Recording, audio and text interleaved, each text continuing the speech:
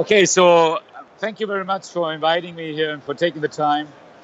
I'm Pascal. I'm the founder of CoinAnalyst. And before CoinAnalyst, I was doing 7 years big data and AI. And basically, CoinAnalyst is a spin-off of my other startup called Kogia. So Kogia still is around, and it's a very stable and successful scale-up now. We won BMW worldwide. We are the preferred vendor for customer satisfaction analysis. We won Volkswagen in Germany. We won Lufthansa. We have good track record now, and these are nice 5-year contracts. And so basically, in the background, I'm an economist, a macroeconomist, and I had a minor in computer science. My first computer language actually was Pascal.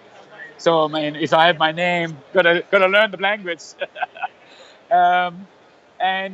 Basically, I mean, because I'm passionate about macro, I got into big data. That's the best place to see macro, in action. You can see market dynamics in near real time. It's so amazing. And AI, it's a natural. If you want to manage the beast of big data, AI is a natural tool to help you to manage that beast, to get out of that big data the patterns, the gold nuggets. So you use AI, you use text mining, and you use ontologies as your tools to be efficient in trying to, mine out of all that data the gold, right? Yeah. The signals. And that's the fun part. I mean, that excites me. I mean, honestly, in near real time, understanding market dynamics is so cool. Yeah, no, and you can, out of that, you can do prediction. Yeah, no, that's funny because I mean, clearly you're super excited about running 2 startups around the space. How do you manage time between both the startups? How do you go about making sure you're putting enough time into both? Actually, to be honest, okay. So CoinAnalyst, if I may share the story, because CoinAnalyst is an invention that was born over a beer. To be honest, in an evening, hanging out with my friends. One of the friends, it was several evenings, but one of the guys actually now became my CTO, Tobias. My friends were showing me how much money they were making last year in summer. In June we start talking about it. I couldn't be bothered about crypto because I was so focused about AI and big data. It's enough to keep me busy. But when they told me about their amazing successes, with crypto, they got my attention over the beer, right? And I kind of was like, there's one evening, I was like one of the 4 guys, and I was like kind of the loser, the outsider. Everybody was making money.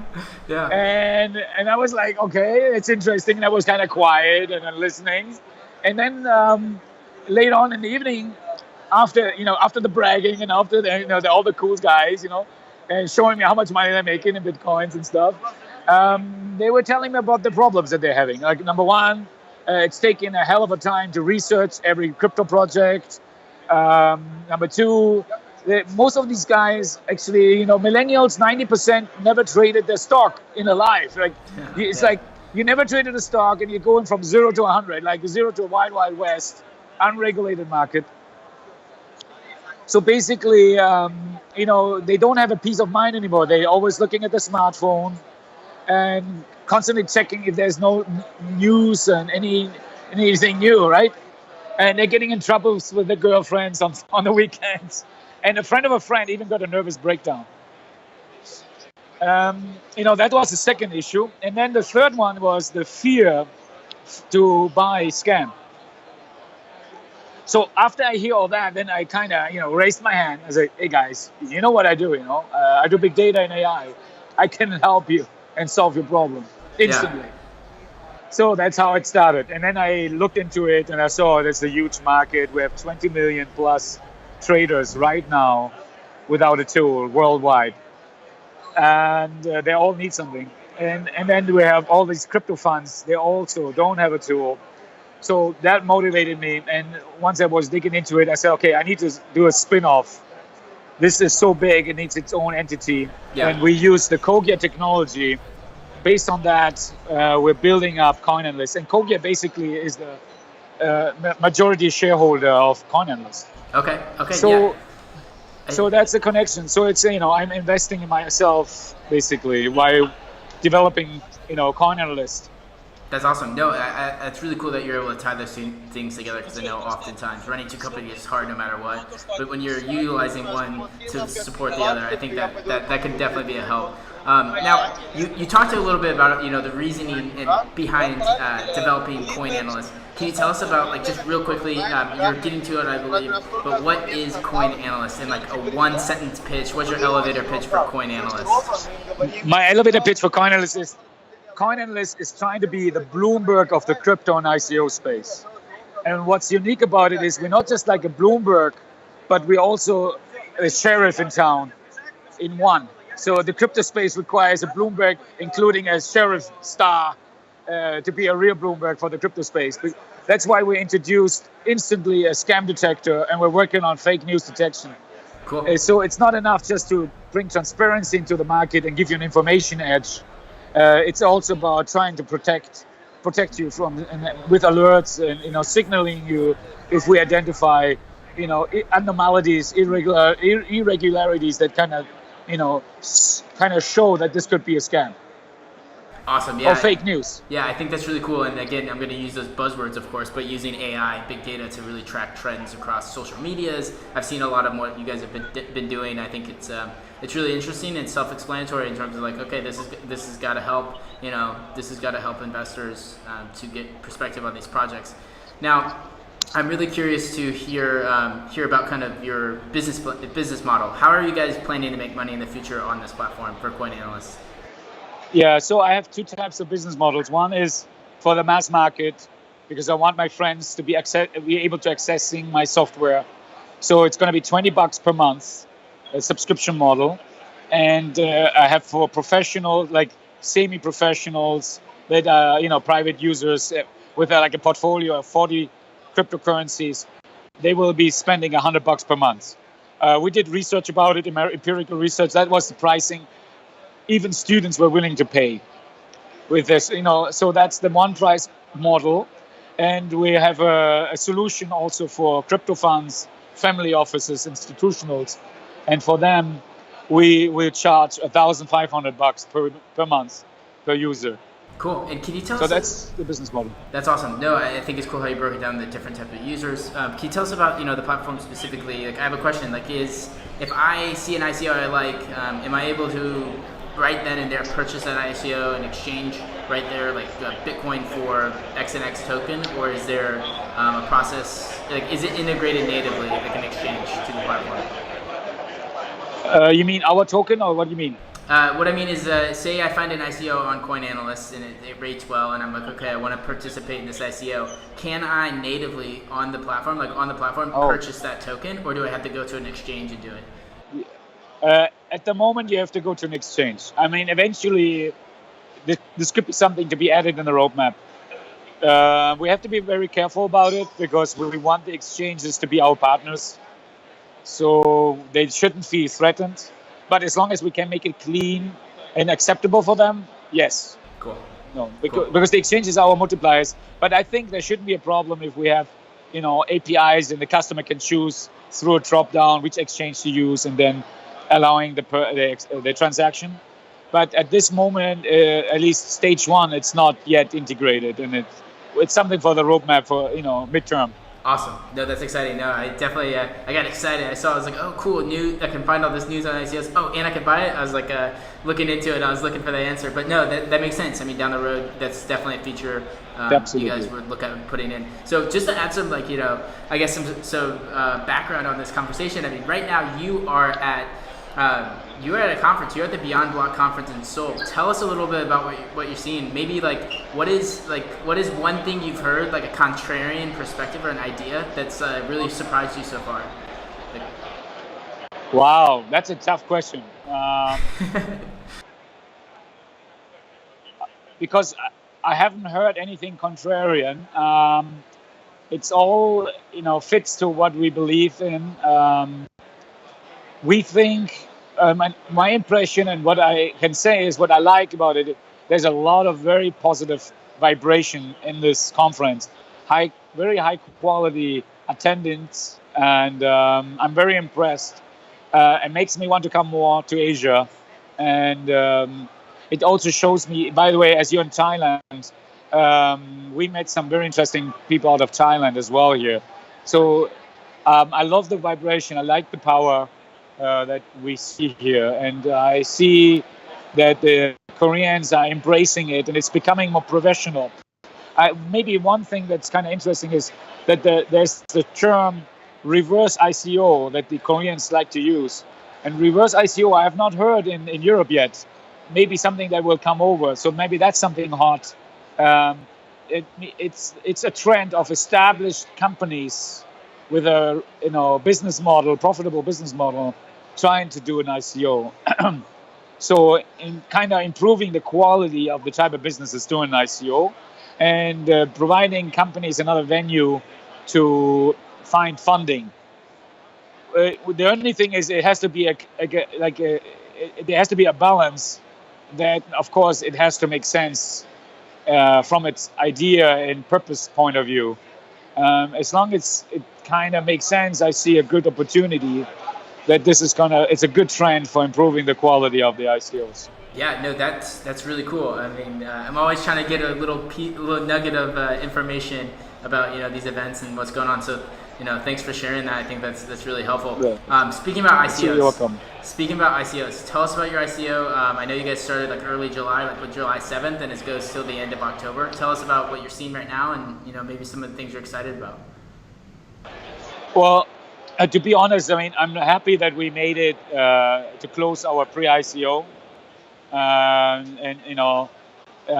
I have to say, times have become tough. So we purposely gave ourselves more time, because honestly, nowadays you need more time to fill in the private sale and to fill the targets. It's very hard now, currently, very hard to meet a hard cap of 20 million. It's not easy. So times have changed. You got to work hard for the money. Yeah, it's good. We're up for the challenge. Yeah, I mean, up for the challenge. I'm sure the bear market isn't helping much either. I'm sure. But okay, so I mean, one of those things you guys have been doing to really kind of drive traffic and bring attention to what you guys are doing with your ICO is your airdrop. Can you tell us about any metrics that you've seen come out of this airdrop that you're really excited about? Yeah, I'm actually very excited about how our airdrop has been received. It really grew the community extremely rapidly. We have now almost about 36,000 users, which is a nice dynamic of people. It's very international, and I want it to my project to become a global solution. I want the small person, the little man, to have access to our technology. And the $20 is something we will think global and act local. We'll have specials for emerging markets, stuff like that, to make it possible and accessible for them. We just want to make it accessible. That's awesome. So yeah, definitely. And real quickly, how are these tokens used on your guys' platform? So say I collect the airdrop. How can I use those tokens? Okay, so it depends how much you save.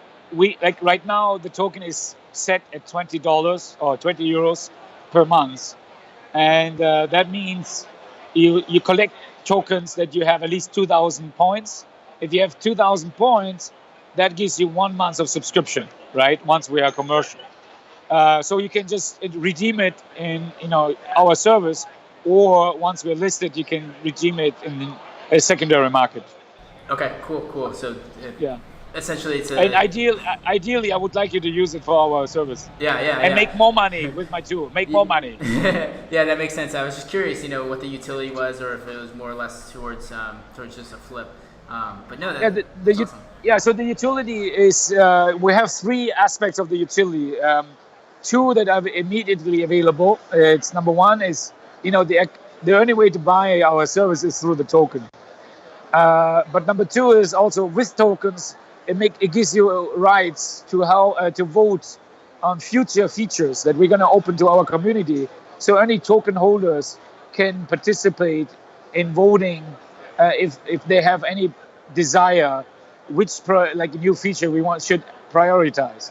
So once we are after the ICO, we'll start to share with the community like our roadmap in more detail, not be more in deeper detail than the white paper, and then we'll allow people to vote which features should be prioritized. So as a token holder, even on an airdrop, you suddenly have a voice to contribute and in shape basically the development and the priority of features of our product. That's really exciting. I look forward to seeing how that goes. And the third feature will be our stop loss feature, but this will still take time, where we will make it possible to sell your position based on the oracles that we will be using and feeding the oracles with our news. And in 5 data sources, let's say, for example, a project is a scam that are trusted, we would then go into our wallet, because they would have to be on our own wallet. Those positions, we can sell it before it actually hits the stop loss position that you have set. So let's say you buy at $10 and you have a stop loss at $7. If I identify 5 sources that are trusted sources, they're saying that the project is a scam, we don't need to wait till it hits $7 to sell your position.